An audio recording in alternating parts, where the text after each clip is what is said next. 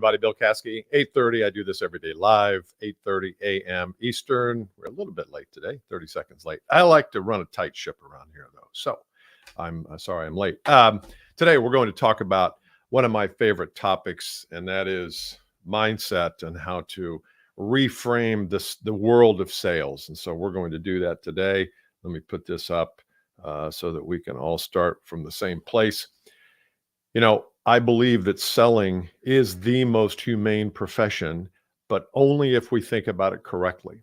And if you are in sales today, or you're in a mode or a position career where you have to pitch ideas, sell ideas, maybe you're a digital agency or an ad agency or creator of some kind, you're trying to sell your work, trying to sell your knowledge, maybe you're a consultant, it's important that you really understand what selling is and what it isn't, and to think about it correctly.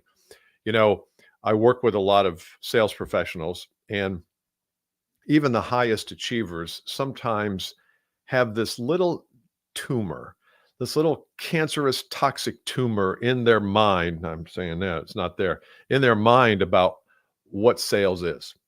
Even the best in the profession, still, I hear things like, well, you know, I don't want to come across wrong, or I don't want to look like I'm selling them anything, which is fine. I totally agree with that. But there's always that little hint that there's something there that is keeping them capped. And it's the difference between wholehearted and half-hearted. If you are wholehearted, you're bringing your whole heart into something, you will probably succeed at a higher level than if you're half-hearted about it.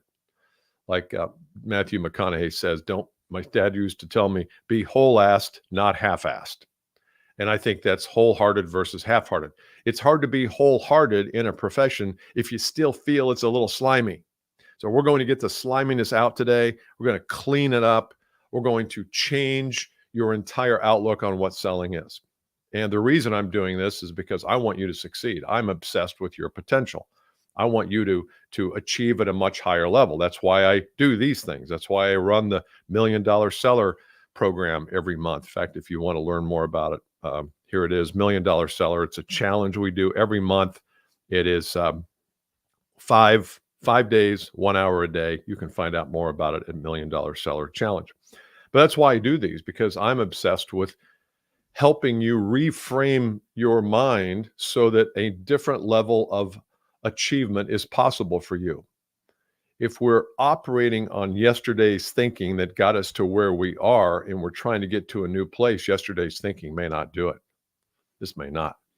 And I know that's offensive to people when I say that, because they conflate that with me saying you're not good enough. That's not it at all. I think we are good enough. I think we have to bring modern thinking into yesterday's thinking and meld them together and come up with something that's brand new. So here's what I want to talk about today is I think selling is the most humane profession. Why do I say that? Because in few professions are you really focused on the other person. Presumably, this is the way it should be. You're totally focused on the other person's problems that they have that they want to fix, problems in their future they want to avoid, and possibilities or vision that they have for their life that they want to pursue. If you can do all three of those, you are in awesome service to your customer. And I think where we've gotten hung up on selling is the action itself. Is we say, well, selling, you know, the whole Glengarry, Glenn Ross, movies, and there's been a lot of movies about the scammy salesperson, the used car salesperson. The media has jacked us up. And now when I talk to young people, 20s, 30s, I hear things like, well, you know, I don't really want to sell. You know, I don't want to be that person. And I'm going to explain to you today a lady who's at the top of her game in her company, what she does, and she does not look like a salesperson. And I think it's amusing. But we have this impression of what it means to be in sales. And I want us to get out of that. Because if you're half into this profession, you're not going to excel. You're not going to be able to scale your business. So let's talk about 3 things that I think will change your thinking about selling. Number 1, it is not a game of convince and persuade. It's not. And I know we can pick apart the differences between convince and persuade. I mean, to me, it's kind of the same.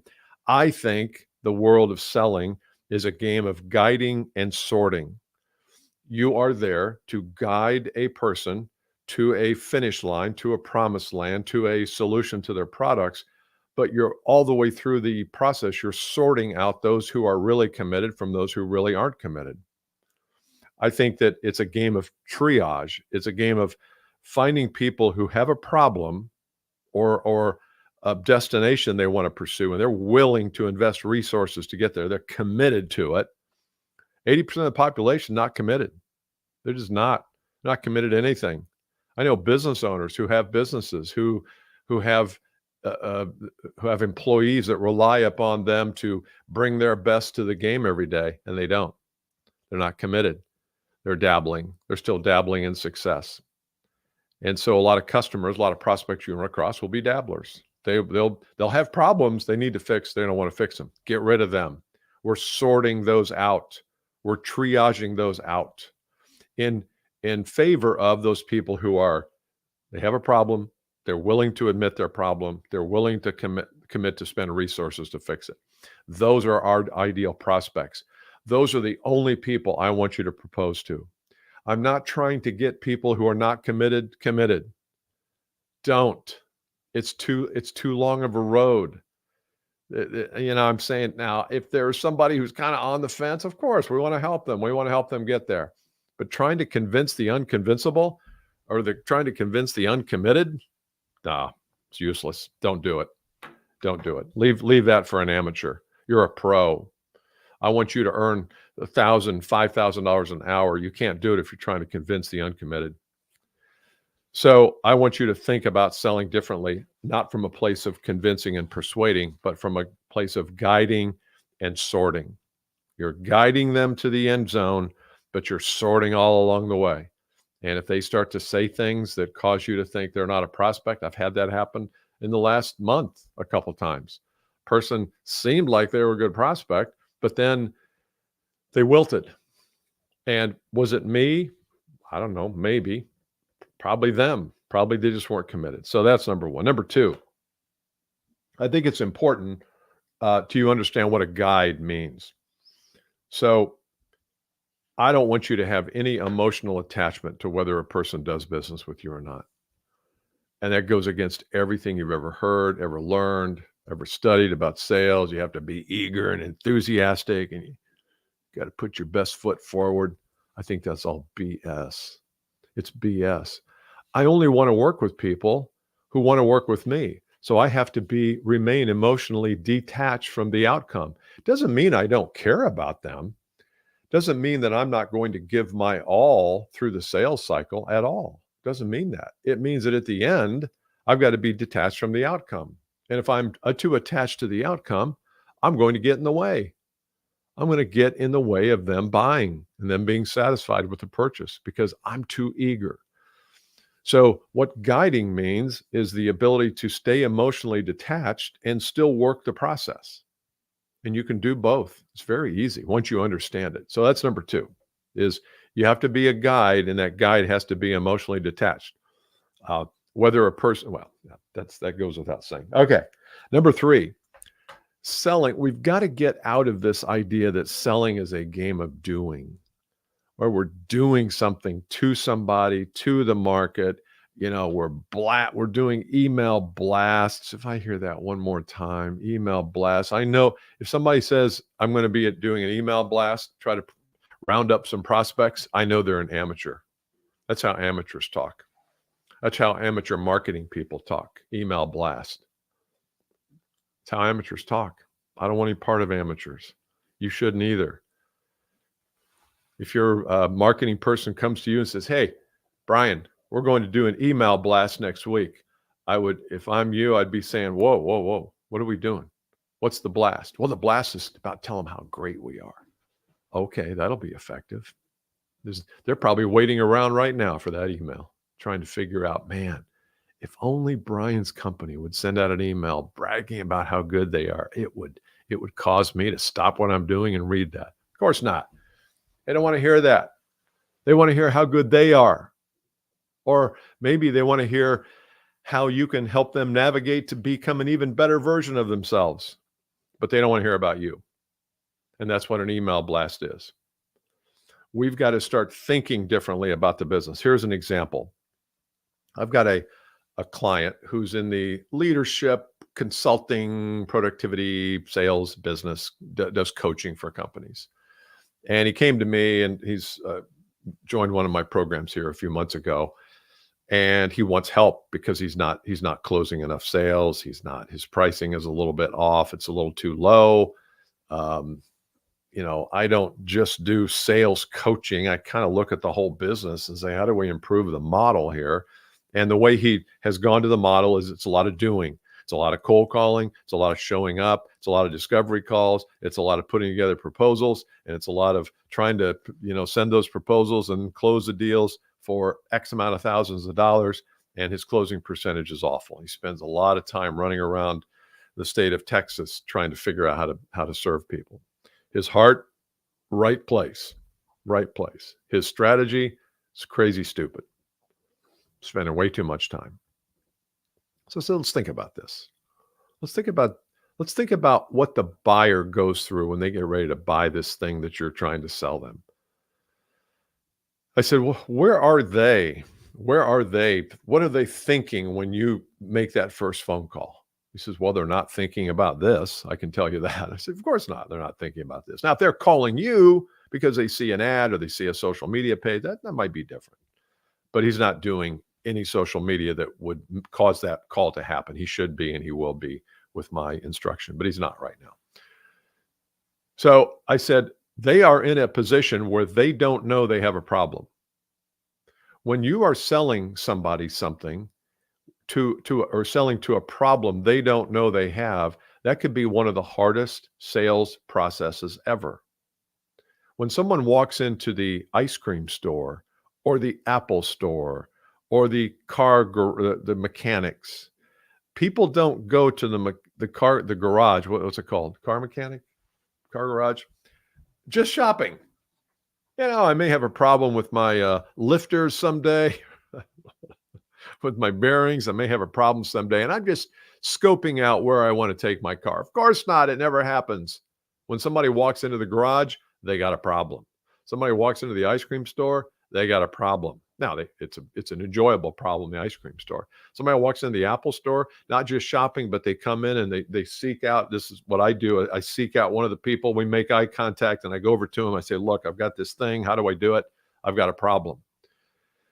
But for you may be calling on people who don't have a perceived problem that you can fix.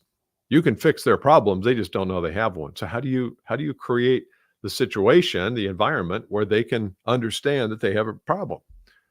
Well, you've got to give them an experience of the problem. And what I told this gentleman, Matthews, I said, look, you've got to create something that allows them to opt in easily to your process. And once they opt in and they start to feel like, oh, wow, I do have a problem, then the $5,000, $10,000, whatever it is, 20, becomes easier to spend, because they're investing in the experience of solving the problem. The problem with most sales organizations who are closing at 12%, 15%, even 20%, we've never given the prospect an experience of their problem and how we can solve it. You're giving them an experience of the sales process. That's not an experience of you solving the problem. That's why I like webinars and challenges and PDFs and inexpensive booklets and little mini courses. If you're in a business where I've had a guy who was in the strategic consulting business, and he would go in and start to talk to a customer, and he would say, look, before we start, let me tell you how I work. I don't sell anything. Nobody can buy anything from me until you go through an hour and a half, a 90-minute strategic workshop. And guess how many of those, guess what percentage he closed of the strategic workshops he did, which were free, and everybody had to be there. There were some rules around it.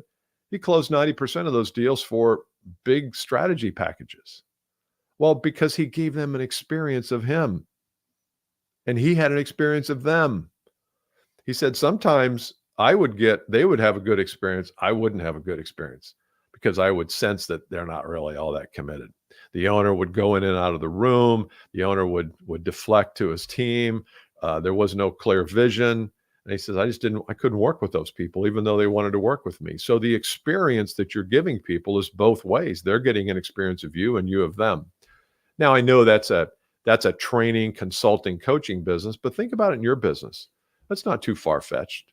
You can give people an experience somehow of you, offer it for free, make the calls to get people into that, and then on the back end, make the offer for whatever the core product or core solution is.